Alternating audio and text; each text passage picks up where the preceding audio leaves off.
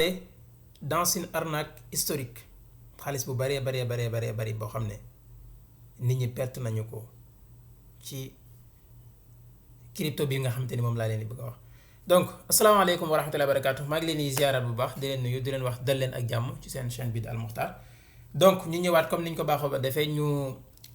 tënkal leen donc li nga xamante ni moom moo am ci biir semaine bi donc ci comme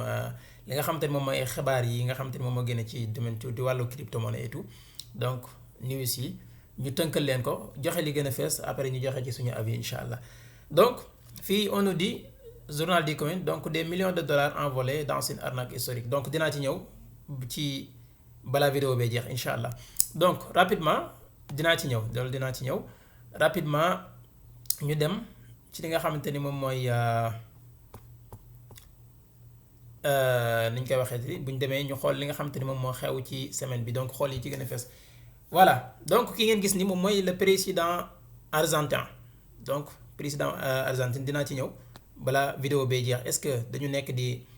fooyee sentiment nit ñi wala déet. voilà donc nag lan moo tax nit ñi di perte xaalis bu bari ci genre crypto yi nii dinañ ci ñëw donc dinañ ci wax tamit aussi bu leen fàtte ne ki nga xamante ni moom mooy le président centrafricain maanaam président wu Centrafrique moom it aussi lancé na crypto loolu lépp xew na ci biir semaine bi dinañ ci ñëw aussi incha allah. donc mais balaa loolu lépp ñu xool donc yenn yi nga xamante ni yenn info yi nga xamante ni mën lañ leen ko jox balaa boobu incha allah donc loolu dinañ ci ñëw te dinañ ci wax suñu xalaat lan moo tax ñu bari di perte xaalis ci li nga xamante ni moom mooy ci crypto yi. voilà donc ñu ngi fii ci voilà journal du coin voilà donc on nous dit quoi voilà comme ni ngeen ko gisee loolu dinaa ci ñëw ni ma ko waxee léegi. La SEC se dirige vers la fin du procès donc contre Coinbase donc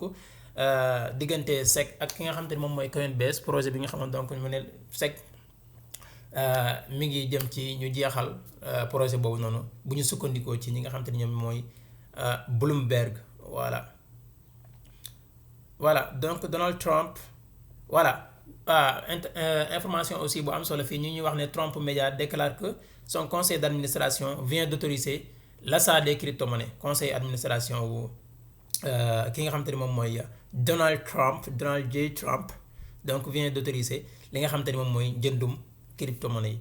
voilà donc c'est super bullish les gars. voilà donc voilà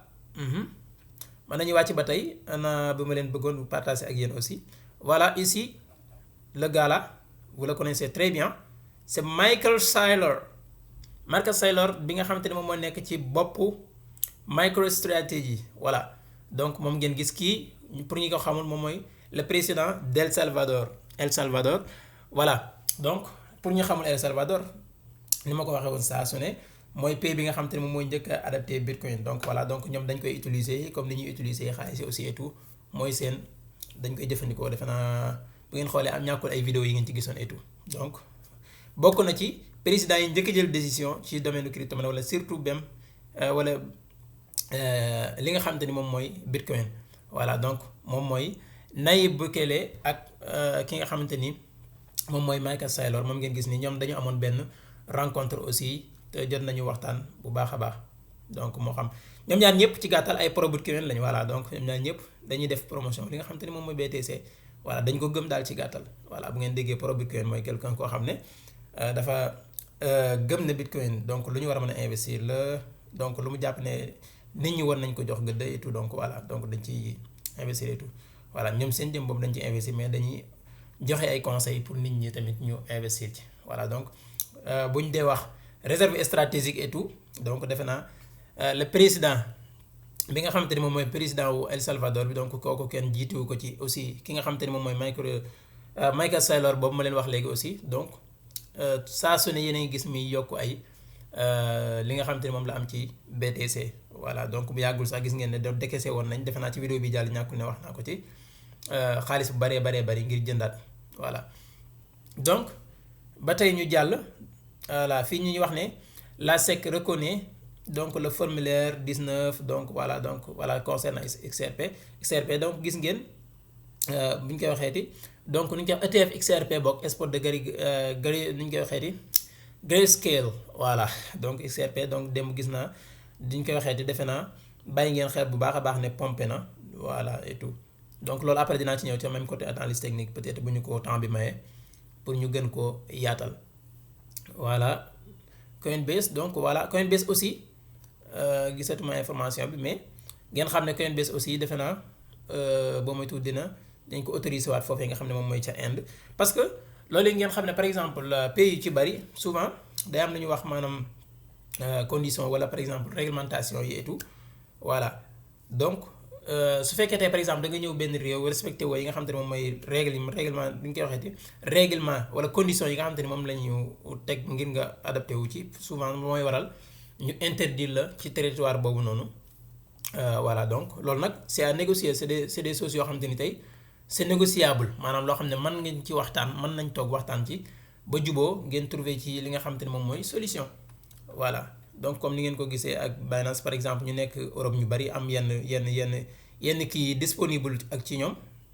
yenn fonctionnalités yi donc lu mel noonu moom moo koy waral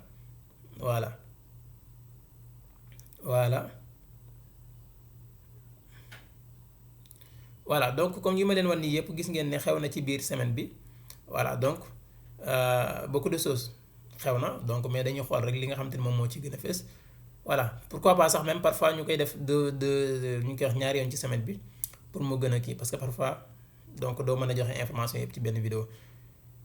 voilà donc fii on nous dit quoi les estimations sont désormais que ñu koy wax la prochaine baisse des taux sera en décembre prochain donc voilà loolu xaw na ci am solo parce que souvent voilà baisse de taux yi ni ñu koy waxee di day jege trop donc annonce yooyu noonu même si que comme ni ma koy wax saa su ne bu ngeen seetloo bu baax marché crypto bi loolu affaire yi yàbb ko trop maanaam li mu koy influencer bariwul marché forex bi et tout la gën a yàpp parce que même maa ngi gis benn information boo xam ne dañuy monter xam naa dinaa ci ñëw on nous dit quoi ñu ngi wax ne gold maanaam or mi ngi wàcc et au contraire ñi ngi gis ne BTC depuis démb ba léegi donc mi ngi doon pomper voilà donc souvent maanaam par exemple yenn kii yi donc marché forex bi lay gën a laal ko yeneen yi mais lii tamit aussi xaw na ci baax parce que par exemple li nga xamante ni moom mooy décembre xaw na sori voilà mais parfois seen annonce yi fii annonce fële da ngay mujj voilà yow sa jëm bopp da ngay jaxasoo et tout voilà mais ànd ak loolu lépp donc da ngeen ànd ak dal donc n'a pas trader aussi c'est de trader voilà du saa su ne da nga war a dugg ci marché bi nga kii sinon bu ngeen ko bëggee def voilà conseil surtout même ak annonce yi donc day xaw a metti ak yéen voilà donc mooy waral instabilité bi nga xam te moom mooy am ci marché bi maanaam marché bi ñàkk a dal ngeen def seen analyse jàpp ne voilà war na mën a yéeg ba ci yàgg affaire bi retourner contre yéen voilà donc genre bu mel noonu bu amee bu fekkee marché bi dafa toll mel noonu li gën mooy ngeen patienter ngeen voilà croiser les bras ngeen def nii voilà ngeen seetaan donc ba gisaat tendance bu leer boo xamante ni mi ngi dem normal ngeen kii donc bu dee ñi nga xam dañuy holder aussi donc yéen moom voilà ni ma koy waxee saa su ne mën ngeen continuer ngeen accumuler de temps en temps appliquer li nga xam te ne moom mooy DCA bi voilà donc sans ngeen di am problème voilà donc voilà kii moom voilà comme ni ngeen ko gisee moom laa doon wax léegi waa suñu paa bi voilà donc ay affaire de baisse de taux la yi ni mel xeet googu defe naa voilà def nañu intéressé loolu trop voilà effectivement mais ci côté analyse fondamentale bi dañuy bàyyi loolu mais li ma ko waxee même si que donc souvent dina ko laal parce que c'est normal aussi temps yi ngeen gis parfois yu mel noonu aussi di laal marché crypto bi parce que Trump dafa xaw a lié depuis bi mu ñëwee léegi voilà affaire am yëpp dafa mujjee voilà am relation ak marché bi parce que loolu li ko waral c'est simple mooy promesse yu mu defoon ak yu ni mel yu bari ñu koy xaar ci lu bari moo tax voilà donc moo ko gisoo mi par exemple yii yëpp defe naa gis ngeen ko ci semaine bi mu ne Donald Trump annoncera de nouveaux tarifs douaniers à 19h voilà donc lii c'était je pense mi ngi nekkoon le 13 février donc ci biir semaine bi la aussi voilà donc mais yii par exemple ni ma ko waxee yii yëpp parfois bu ngeen gisee temps yi muy laal marché crypto bi trop donc looloo ko waral voilà Trump dafa defoon promesse yu bari concernant kii donc c'est normal voilà mais sinon bu loolu weesoo da ngeen gis ne marché crypto bi wax dëgg yàlla dëgër goo xam ne souvent yooyu li mu koy daan impacté bariwul voilà mais nag c'est normal temps yi mu am yooyu parce que doute bi moo fi nekk voilà parce que it bu li ma koy wax faral di wax saa su ne da ngeen di jàpp ne affaire bi affaire offre ak demande la donc raison pour laquelle même ñi nga xam day jënd muy man muy keneen ak keneen wala fonkal yi aussi dañuy bàyyi xel yooyu voilà dañ koy bàyyi xel bu baax a baax loolu waral hésitation bi donc amaguñ direction bi dëgg xam ñii tamit fan lañ dem exactement te waxoon naa leen sama vidéo yi mujj yi ne leen Amérique dafa wuute ak par exemple pays yu baree décision par exemple ku mel ne Sénégal wala feneen boo bëggoon benn taxawaloon benn ñëw bëgg a wax dara pour mu appliquer du jafe procédure bi mais Amérique pouvoir dafa bari maanaam président bi du caagi ne moo yor pouvoir bi yëpp même su bëggee dara dafa am procédure bu muy jaar donc voilà ñoo xam ne ñoo koy càmbaraat et tout ngir ñu mën ko valider voilà donc loolu moo tax ci côté kii bi bu ngeen gisee Trump moom wax dëgg yàlla position am leer na donc et tout ak voilà boo xoolee le fait que mu lancé même que nam jabaram lancé ko et tout donc loolu voilà wane na ne ñoom moom donc voilà amuñ problème ak kii mais loolu lépp nag day aaje ñu xam maanaam ñoo xam te ni tey dañuy càmbaraat loolu aussi voilà nekkul rek da nga koy bëgg mu am loolu itam yow en tant que investisseur aussi foofu noonu nga war a xamee fan ngay teg sa tànk loolu moom mooy ñu permettre ñu ñëwaat ci information bi ma leen joxoon léegi ci début bi ki nga xamante ni moom mooy le président ni ñu koy waxeeti voilà ñu cliquer ci tuuti le président bi nga xamante ni moom mooy président wu Argentine moom it aussi donc depuis bi mu ñëwee gis ngeen ne moom produit donc mu ne après avoir fait la promotion d'un meme coin baptisé Libra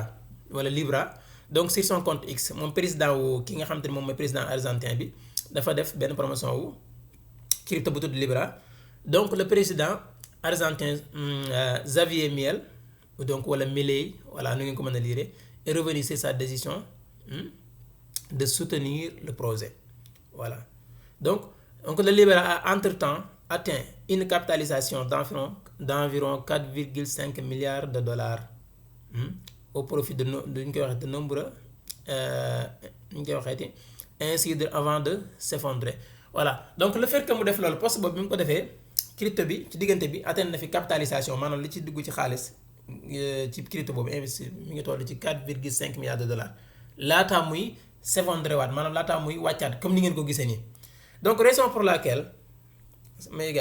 gars attention def leen ndànk ci crypto yu mel nii surtout yi nga xam ne ay président ñoo koy annoncé et tout donc ñi amuñu yërmande ci seen xaalis voilà malheureusement su fekkee même amu leen benn formation bu baax ngir mën a xam fi ngeen teg seen tànk dee leen suivre ñoo xam te ne dañ leen jox orientation voilà donc pourquoi pas si bu fekkee doy nañ la ci voilà alhamdulilah voilà mais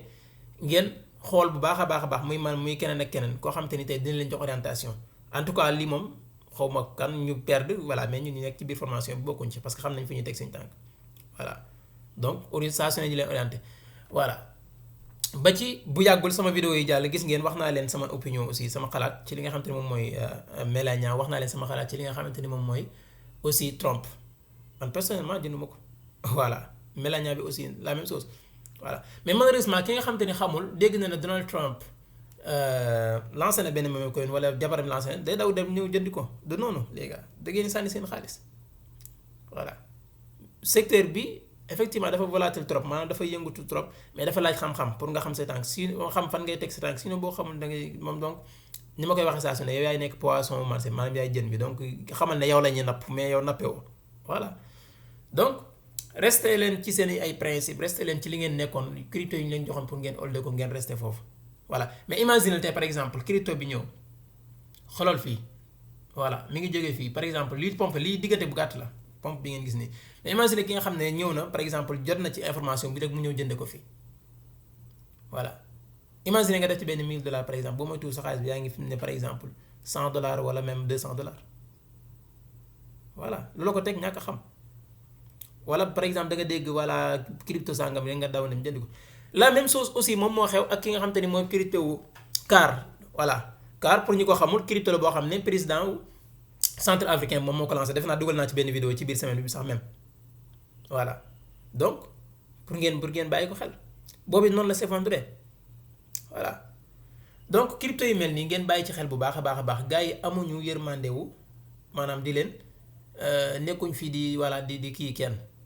attention voilà donc yow mi investir nag yaa xam fan ngay teg sa tànk voilà boo xamul da ngay jege ñi xam voilà sinon parce que parfois doo comprendre nit ñi on te dit par exemple une formation bu yomb ngay wax ne dafa seer te àttan na jël lu ëpp loolu wala double am wala triple am dem def ko ci benn crypto nga def ko ca nga ñàkk waaw. Si vous pensez que la connaissance coûte cher les gars essayez l'ignorance voilà donc comme li nga xam te ni mooy suñu mentor Amadou Seck di ko faral di waxee ñu koy saluer bu baax a baax. soo yaakaaree ne xam-xam wala am njàng dafa cher jéemal nga xool ñàkk a xam a gën a seefu gën a metti voilà te mooy loolu effectivement par exemple koo xam ne par exemple dañu lay jàmbee information 100 000 150 000 ti nga wax ne dafa cher àtt na jël 250 000 500 000 def ko ci benn crypto bi s'effondrer nga perte sa xaalis xoolal ñaar yooyu ban moo gën a metti voilà donc da ngeen di investir seen bopp dans un premier temps investir ci sa bopp ba noppi voilà da ngay investir ci sa bopp ba noppi soog a xool leneen voilà donc remplissez leen da ngeen moo tax ñu voilà Amadou Seck di faral di wax ne remplissez la tête et laisse la tête remplir les poches voilà et il a raison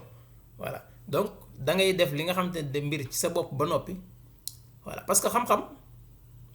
moo lay may nga xam fan ngay teg sa tànk te secteur yu domaine crypto monnaie nit ñi dañuy dégg xaalis dañuy yaakaar ne maanaam secteur bu yomb la déedéet xam-xam la bu ñuy jàng comme yeneen secteurs yi voilà attention man nekkuma fii pour wax lu kenn lu ko neex voilà donc bu leen yaakaar ne mbir mi noonu la voilà donc loolu moom moo ñuy may aussi tamit ñu jàll ni ma ko waxee président centrafricain bi moom it aussi lancé na kii am bu ñuy wax CAR bu ngeen demee seen essentiel yi bu ngeen ko tapé di ngeen ko gis mais comme que information bi ñoo xawoon niroo donc ñu boole leen benn yoon voilà mais sans crypto yooyu noonu en tout cas ku ma ci déggal donc ngeen éviter ko bu ngeen ko mënee éviter moo gën voilà comme ni ngeen ko gisee ni par exemple le président argentin Javier Milei a lancé à la surprise générale le même coin Libra donc sur Solana donc ñu ngi ko basé aussi ci réseau Solana voilà donc xoolal léegi on pose la question une arnaque historique voilà defe naa moom la ñu commencé woon vidéo bi ndax donc léegi ki nga xamante ni moom mooy journal du coin def nañ ci benn article donc voilà je pense pas que ni dina ci xaj mais on va voir xool tuuti voilà donc comme ni ma ko doon waxee léegi comme CAR boobu noonu aussi la même chose la def dafa ñëw dafa s'effondrer waat dafa daan waat léegi yow mi nga xam ne xamoo boo ñëwee boo déggee information bi rek da ngay daw dem jënd démb je pense y a kenn ci yoo koo xamante ni ñëw na la posé ma question ne ma léegi voilà Pi Network dégg na ne dinaa ci ñëw aussi voilà pour les pionniers bu boobu tout ça man damaa def benn vidéo spéciale pour yéen voilà donc mu ne ban essentiel lañ ko mën a parce que dafa ko bëgg jënd ma ne ko déet attention voilà jarul yàq neraw donc la loi xam nañ ko yéen ñi nekk ci marché bi crypto yi yëpp bu ñëwee bu leen daw di ko jënd s'il vous plaît am na ay nit yoo xamante ni depuis 2 ans 3 ans 4 ans 6 ans 5 ans dañu koy wax 5 ans 6 ans ñi ngi ko doon miné ñooñu le fait que crypto bi ñu listé ko bu ñëwee dañuy jaay seen ay crypto s'il vous plaît dañ koy jaay de ce fait looloo waral crypto bi même lu mu yéeg amal patience day wan donc tout ce qui monte finit par descendre tout ce qui descend aussi finit par monter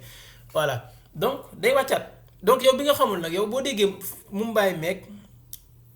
ak rumbaay bi donc li ñuy wax foofu daf lay dal the fear of missing out maanaam ragal benn opportunité raw la voilà donc amal patience nga xaar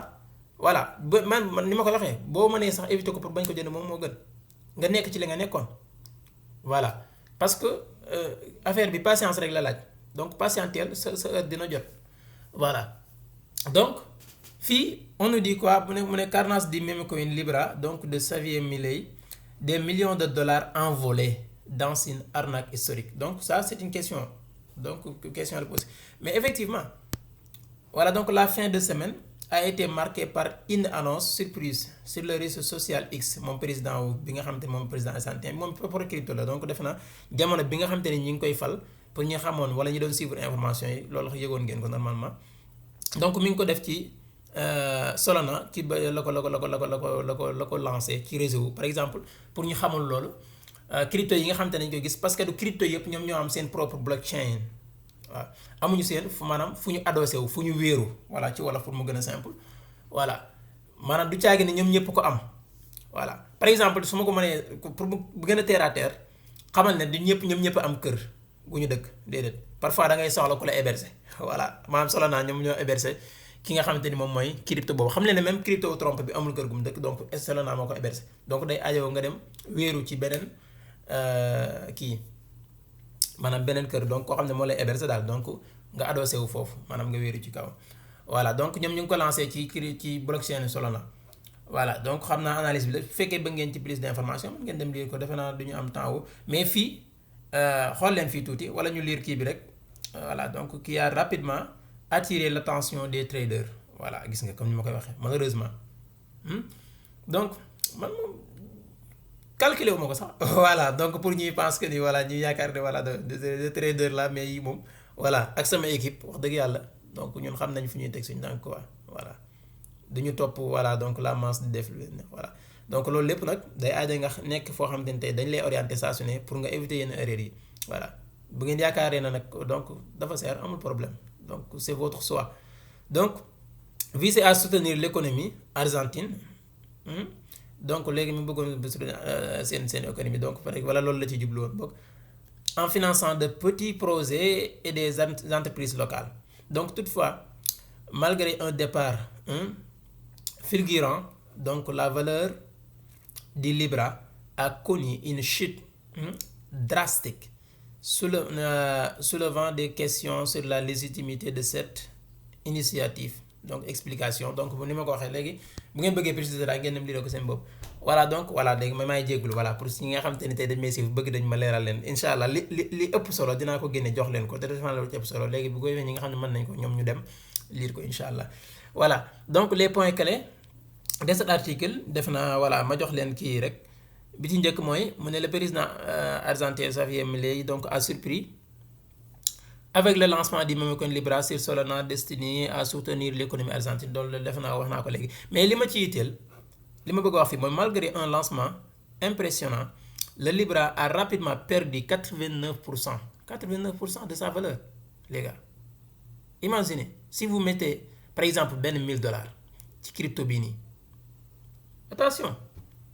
te yow fi nga amee information parce que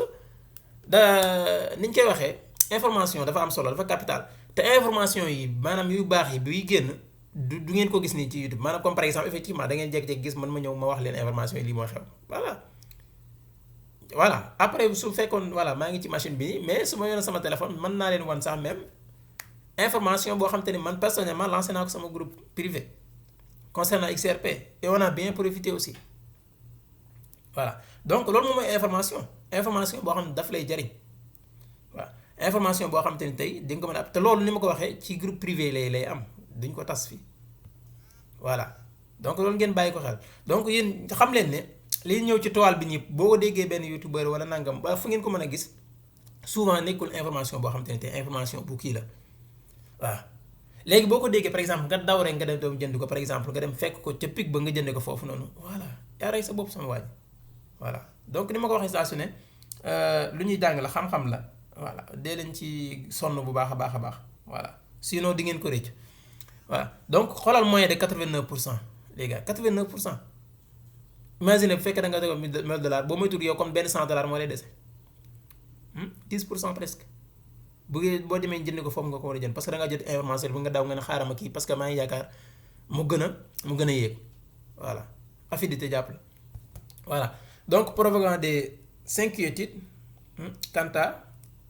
sa légitimité léegi nag loolu comme li xew nii nag ni mu mel nii moo waral ñuy posé wu ay question ndax est-ce que lii lu fiable la wala am na maanaam ni ñu koy waxeeti maanaam jaar na yoon dëgg wala est-ce que amul lu nekk ci ginnaaw effectivement xam leen ne businessman amuñu pitié maanaam amuñu yërmande ci kii voilà donc yow mi xamul nag donc da nga amee responsabilité wu xam fan ngay teg sa tànk sinon da nga koy réccu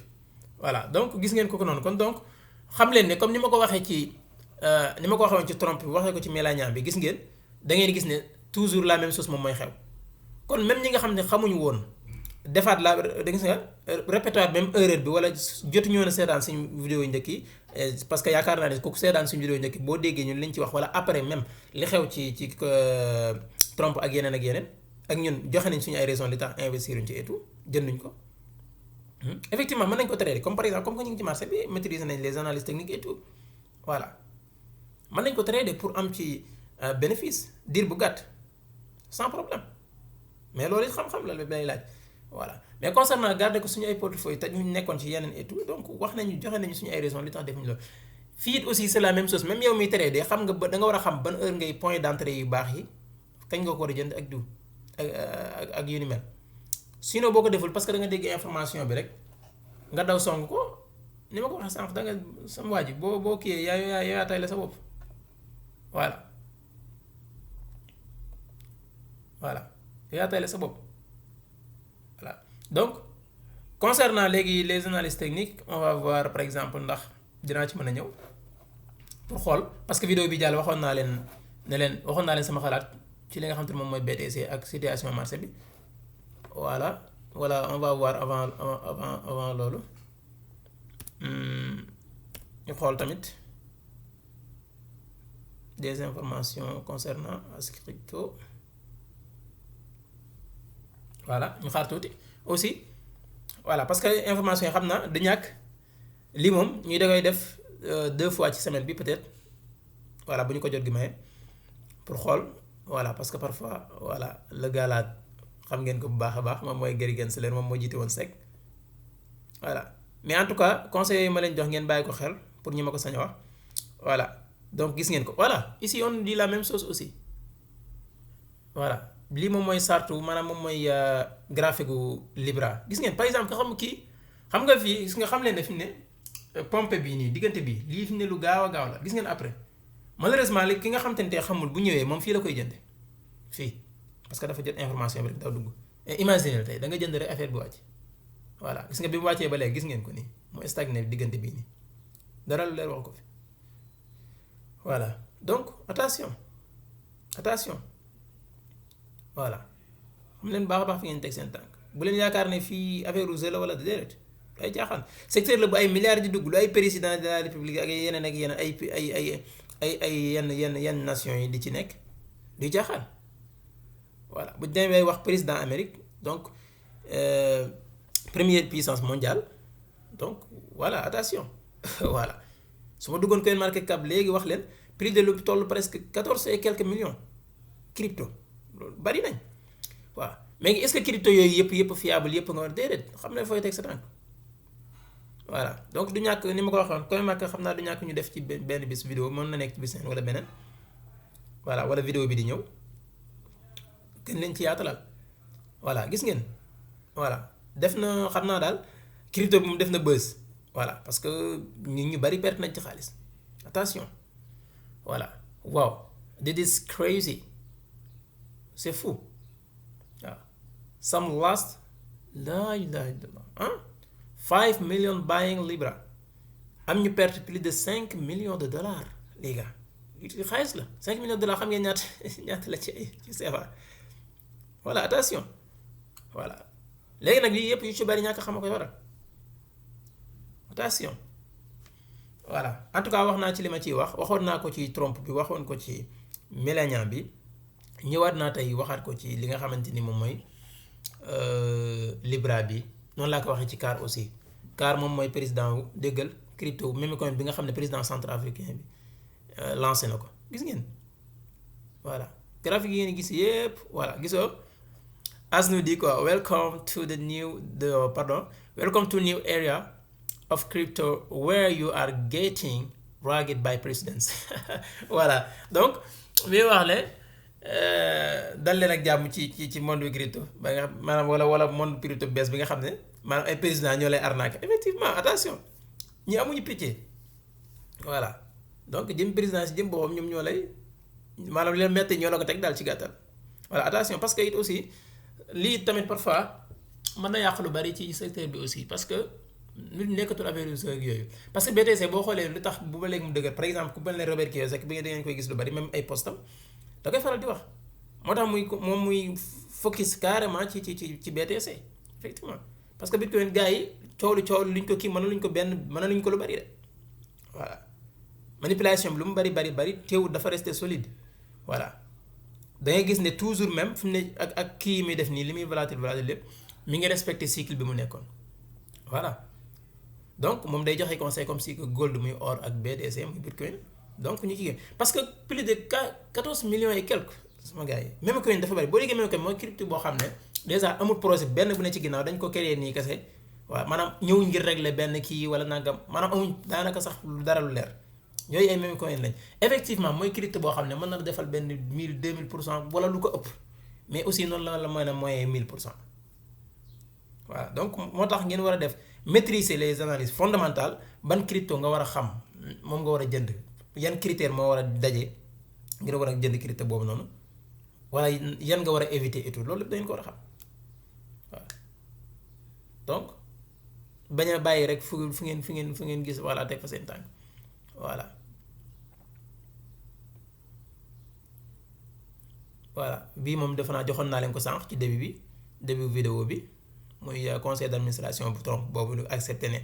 léegi mën nañu jënd bi te gis nga crypto bi def na daanaka voilà moom daal voilà lii voilà fii laa leen wax post bi laa leen doon wax xam naa moom laa lii doon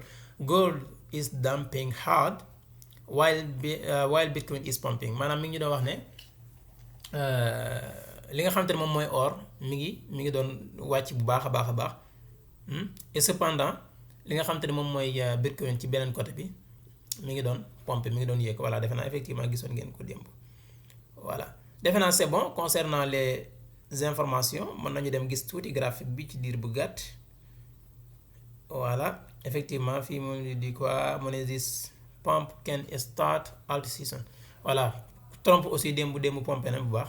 plus de 45% effectivement voilà pour ñu nekk ci groupe bi defe naa am nañu ci profité woon aussi BTC aussi demoon na loolu dinaa ci ñëw parce que li ma ci doon wax moom defe naa li ci bari bu fekkee suivre ngeen dëgg sama vidéo bi ma leen joxoon bi jàll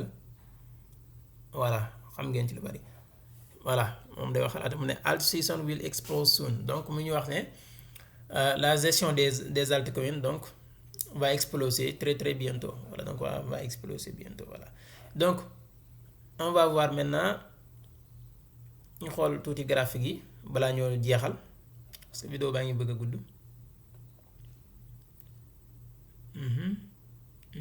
voilà mën nañu ñëw fii tamit crypto bowels ñu xool situation marché bi d'une manière générale lañu am est-ce que marché bi instant bi parce que bii jaay donc semaine yi jàll yëpp ñu ngi woon ci marché bu boo xamante ni marché bu rouge la donc fii boo xoolee en terme de capitalisation gis nga BTC moom 0,9% voilà mais loolu yitteelu ñu ngi ñëw fii ñu ngi soxla woon une semaine bi par exemple semaine bi parce que defe naa bi ngeen ñu mujjee gis ak léegi semaine bi la woon ñu xool lan moo xew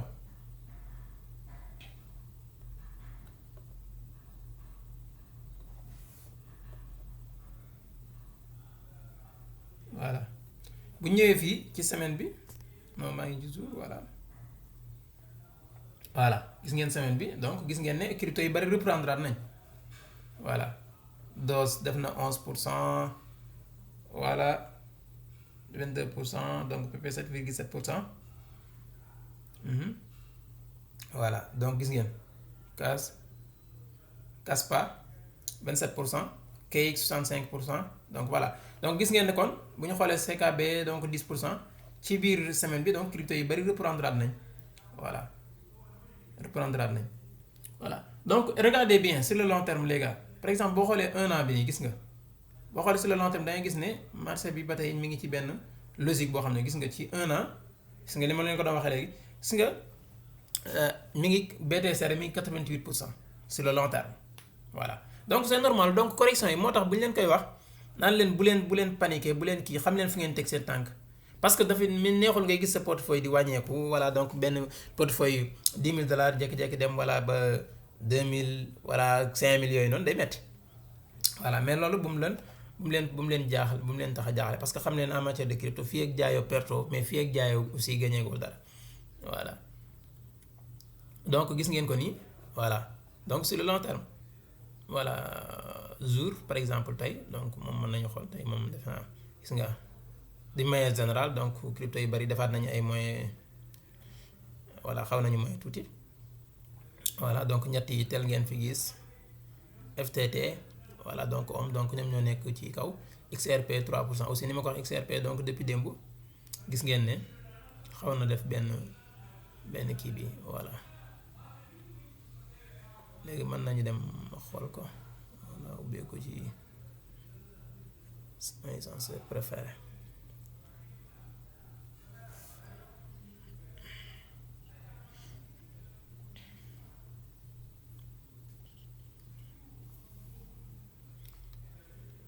Attendons un peu ñu xool graphique UCRP.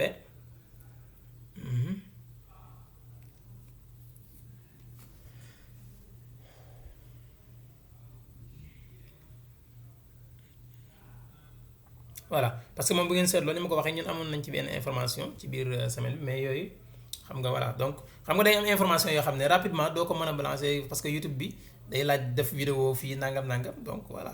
mais am na information donc li gën a yomb donc nga ñëw sa dugg ci WhatsApp bi def benn vocal balancer ko noonu wala groupe WhatsApp yi nga xam te ne moom moo am donc nga def ko ci voilà. Donc en attendant graphique bi ñëw ñu leen di fàttali ne am nañ formation aussi ci crypto-monnaie 100% crypto-monnaie. waaw ci formation trading crypto-monnaie su fekkee yitteel na leen ba ngeen ci xam lu bari ñu accompagner leen ci voilà nga xam yan crypto nga war a jënd donc ak yan lañ leen di conseiller pour ngeen holder ko et tout ak naka ngay mën a def trading donc quotidiennement maanaam bis bu nekk voilà wala semaine wala yaay xool donc di mën a am xaalis ci tamit wala di gagner xaalis ci li nga xam ne mooy marché bu crypto bi di xam fooy seet ak sa tànk. Donc ñu ngi leen di wax mën ngeen rejoindre suñu formation voilà rejoindre benn communauté boo xam ne communauté bu solide la bu booloo la donc saa su ne ñuy discuter di weccoo xalaat voilà donc marché bi loolu la ciy génne donc sinon boo beree sa roq rek yaakaar ne mi ngi noonu donc voilà donc attention mën ngeen ko réccu bu baax donc désolé dafa mel ne xaw na yéex tuuti voilà.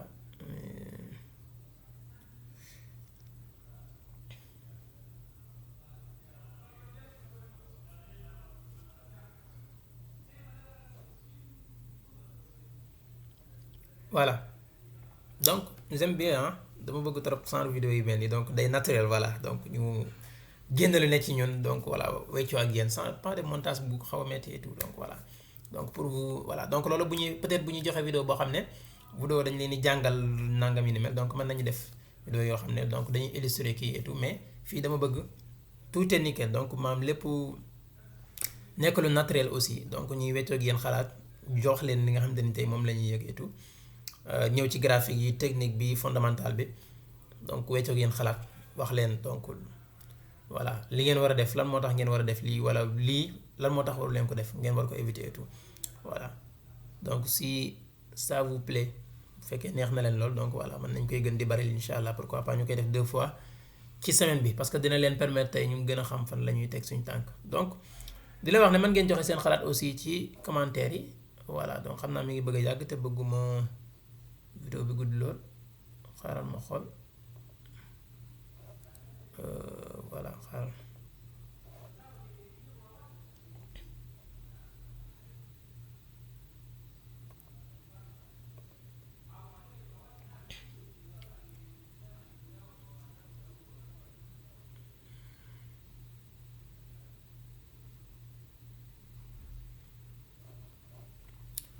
voilà donc xam naa su ñëwee c'est bon su ñëwul nag moom donc voilà ngeen baal ma kii bi parce que defe naa de waxoon naa ci sama xalaat donc li ma ci doon wax mën naa ko waxaale sax en attendant muy ñëw donc waxoon naa leen ci vidéo bi jàll bi ñu demee ci analyse technique bi jotoon nañ leen wax ne leen par exemple bu ñu xoolee BTC bu ngeen seetloo bu baax a baax li nga xamante ne moom moo nekkoon one day bi ak one week bi donc da ngeen gis ne one week bi mi ngi woon ci voilà par exemple presque fin de suite pas maa ngi jégalu donc mi ngi woon di wàcc ñu waxoon ne leen par exemple mais effectivement bu ngeen gisee ne one day bi mi ngi ci fin de chute te su fekkee génn na ci fin de chute boobu noonu rentrer dans le vert donc mën na forcer one week bi donc mu siggiwaat voilà donc loolu dinañ amaat kon da ngay gis ne mën nañu amaat beneen maanaam mën nañu continuer daal voilà mais si bu fekkee te ni one week bi rentrer dans le rouge dina xaw a difficile à serrer voilà mais alhamdulilah te defe naa bi ñuy jeexal vidéo bi aussi maa ngi leen di wax ne probablement dinañu tenir support boobu noonu nga xam ne foofu moo nekkoon 90 000 yooyu noonu donc mën nañ ko tenir te effectivement alhamdulilah tenir nañ ko bu ngeen gisee seetloo BTC dem na ba sax même ba 80 li nga xamante ni moom mooy 80 voilà 97 98 000 voilà su ma jumul démb voilà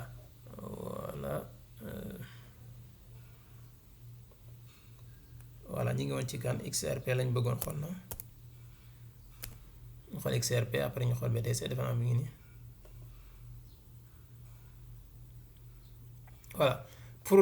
votre information pour wax leen rek ne parfois day baax ngeen xam XRP ñun bi ñu koy jënd ñu ngi ko jëndee 0, nangam ay centimes lañ ko jënde woon voilà mais malheureusement di nga am koo xam ne parce que fan yi ci ginnaaw gis ngeen ne avec XRP bi fi yéegee 3, nangam da ngay dugg ay groupe gis nit ñëw voilà jënd leen nangam ku ko jënd di nga ko rëcc mais attention les gars du noonu voilà mais malheureusement par exemple léegi ki nga xam ne xamul bu digloo vocal bu mel noonu wala diglu information yi mel noonu diglu information yi mel noonu mën na daw rek dem jënd voilà te boo demee sax peut-être kii wax noonu mën na ko ci bañ a tane voilà attention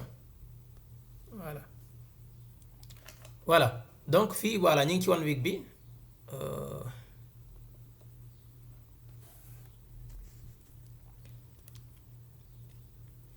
voilà léegi ñu ngi ci 1 day bi ñu ngi ci 1 day bi donc voilà gis ngeen ko fii par exemple gis ngeen maa ngi leen ko waxoon bi jàll ci sama téléphone la woon donc fii ñi ngi ci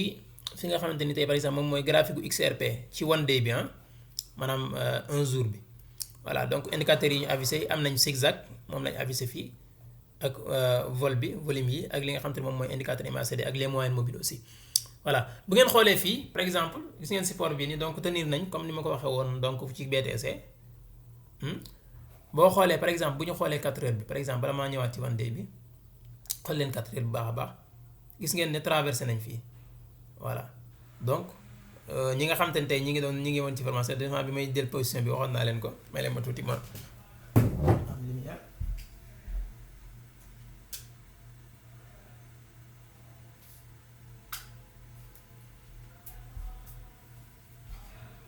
voilà donc comme ni ma ko waxee woon da ngeen gis ne fii traversé nañ li nga xam ne moom mooy moyenne mobile bi mais en même temps kase nañ résistance bi maanaam diggante bi ñu nekkoon ni génn nañ fi donc moom moo waral effectivement ngeen gis tendance bi continuer donc la même chose la ñu am ci au niveau di li nga xam te ne moom mooy MACD bi aussi voilà donc ñu ñëwaat ci 1 day bi donc kon dama ko wax da ngeen gis ne 4 heures bi c'était pas mal bi ñu jël position boobu noonu mais nañ xool ba xam par exemple probabilité bi donc li nga xam ne moom voilà gis ngeen ne aussi la même chose fii itam bu ñu tenir donc mais faaw ñu xaar par exemple clôture bougie bi tey mu ngi ci journée tey bi voilà mais probablement aussi da nga gis ne c'est bon parce que mën nañu clôturer ci kaw moyenne mobile bi mais da ngeen gis ne MACD bi aussi ñi ngi ci début de montée voilà donc mu nekk lu intéressant loolu nag bu amee gis ngeen ne di nga gis ne 1 week bii nii nga xam ne par exemple daw na lu sori te gis ngeen ne mel na ne luy li doon wàcc du am choix day continuer waat gis nga moom ngeen di remarqué waat fii voilà moom ngeen di remarqué fii nii ci MACD bi voilà donc mais en attendant donc ngeen ñaanaale ku mel ne BTC aussi nekk en forme parce que parfois da ngeen gis ne crypto di nga analyser benn kii mais BTC bu nekkul en forme mën na influencer yi ci des voilà maa ngi jégg voilà léegi Bitcoin defe naa joxoon nañ ci voilà gis nga instant mi ngi 97 000 léegi mën nañu xool foofu moom it lan lañ am les probabilités voilà donc d'une manière générale nag bu ngeen xoolee même coin yu bari donc ñoom seen correction bi doon na bëgg a yàgg voilà donc ñoom probablement mën nañu amaat ay comme ni ñu reprendre aate aussi maanaam dans les semaines à venir mën nañu continuer seen montée boobu nag incha allah parce que on a assez def ni ñu koy waxee corriger voilà on a assez de liquidité pourtant pour l'instant defe naa pour mën a reprendre aat voilà mais correction yi aussi parfois mën na yàgg parce que bu ngeen seetloo ni ma ko waxee woon saa su ne ñun année bi jàll def nañu correction presque 7 mois voilà mais attention léegi nañ dellu si ci graphique bi ñu nekk nii balaa vidéo bi gën a gudd malheureusement sax attention laa bëgg a wax xool leen bu baax a baax fii ci BTC bi 1 week bii di commencer rentrer dans le rouge attention voilà mais lii du dara parfois ñun miin nañ par baax a baax indicateurs yi nga xam ne mais kii la ñuy xool voilà mais 1 week bi bu rentrer dans le rouge même 1 day bi bu commencer mel ne di commencer nañ koy waxee rentrer dans le vert mën na loolu tuñ koy waxeeti mën na wàccaat maanaam mën na nekk fausse montée boo xamante ne tey da ngay dem ba yaakaar ne marché bi voilà donc déjà reprendre na mu ñëwaat waaw mais lii rek lañuy ngay surveiller par exemple nañ fexe ba bu ñu traverser moyenne mobile fii dañuy gis ne forcément boobaay au niveau du indicateur bi nga xam ne moom MACD di ngeen gis ne mën nañu rentrer aussi dans le vert bu ñu rentrer dans le vert one week bii ngeen gis ne mi ngi commencé rentrer dans le rouge mën na bañ a am soit parce que boobaa da ngeen gis ne dina jógaat loolu mën nañ ko xool par exemple ci yi nga xam ne mooy si par exemple bu ngeen seetloo fii voilà par exemple fii nii niveau bii nii comme historiquement parce que demoon nañ ba nga yaakaar ne dañuy rentrer dans le rouge ñu reprendre voilà donc yu mel noonu aussi mën na sa mën na xewaat fu mel nii waaw mais attention moo tax toujours mooy tax muy baax par exemple en tant que trader wala investisseur ngay xaar ba am ay confirmation voilà donc li nga xam te ni moom lañ nekk nii di ko def par exemple montée bi ñu def nii one day bu fekkee continuer na monté am ni ma ko waxee one week bi du am soit di ngeen gis ne aussi mën nañu demaat ba niveau bii nii 104 105 dollars su fekkee one day bi continuer na mën nañ ko mën nañu casser résistance bii nii bu baax a baax voilà mën nañ ko casser et pourquoi pas ñu dem xoolaat li nga xamante ne moom mooy beneen niveau bu gën a sori mais bu fekkee loolu amul mënuñu tenir di ngeen gis ne correction bi mën na gën a métti bii pas même bu demee ci li nga xamante ne tey maanaam en tout cas bu fekkee one week bi dugg na ci rouge su fekkee ñëw nañ ci tenir ñu support 90 000 dollars 92 000 one week bu rentrer dans le rouge moom parfois mën na yàgg voilà mën na gën a yàgg voilà mais bu fekkee rentrer wu dans le rouge moom alhamdulilah mën nañu même si su fekkee mën nañu yàgg roq bii ñu def nii mais dañuy jàpp ne toujours ba tey mi ngi baax daal ba tey mi ngi baax ci kàttan voilà donc boole kook information yi nga xamante ni tey mën na nekk information yu baax yoo xamante ni dina baax ci marché bi voilà donc defe naa loolu lañ leen joxoon ci suñu vidéo bi jàll mën ngeen ko xool waxoon nañ leen ne probablement dañuy tenir support te alhamdulilah tenir nañ ko dem nañ ba 98 000 dollars donc ñu ngi stagné foofu te bu ngeen xoolee au niveau des MACD aussi voilà donc ñu ngi ci fin de suite bi ba léegi nag amagul confirmation attention voilà parce que one week bi mi ngi rentré dans le rouge mais suñu amee confirmation bi fii ba génnaat donc di ngeen gis ne voilà donc mën nañu continuer monter bu baax a baax a baax voilà donc kon loolu moom moo nekkoon vidéo bi ñu ngi leen di jaajëfalaat bu baax a baax donc ci teewlu bi et tout voilà di leen wax ngeen bàyyi xel bu baax a baax li ñu leen wax ci meme commune yooyu nga xam te ni président yu bari ñu ngi koy génne voilà njëkkee ko ci Trump jabaram président centrafricain tey jii ñuy wax ki nga xam te ni moom mooy président wu Argentine voilà kon loolu moom moo nekkoon vidéo bi donc di leen jaajëfal di leen wax abonné leen ngeen like aussi mais bu leen neexee aussi ngeen partagé ko voilà donc abonné leen ngeen cliquer ci li nga xam te ne moom mooy cloche de notification bi pour saa yu ñu dugalaatee vidéo donc ngeen mën a am donc information yi en temps réel donc mu nekkoon Al Mokhtar doon partagé ak yéen li nga xam te ne moom moo nekkoon information yi xew ci semaine bi ak li nga xam te ne tey moom moo nekkoon suñu xalaat ci li nga xam te ne moom mooy ci marché wu crypto bi jaa ngeen jëf ngeen passé une très très très bon week-end ciao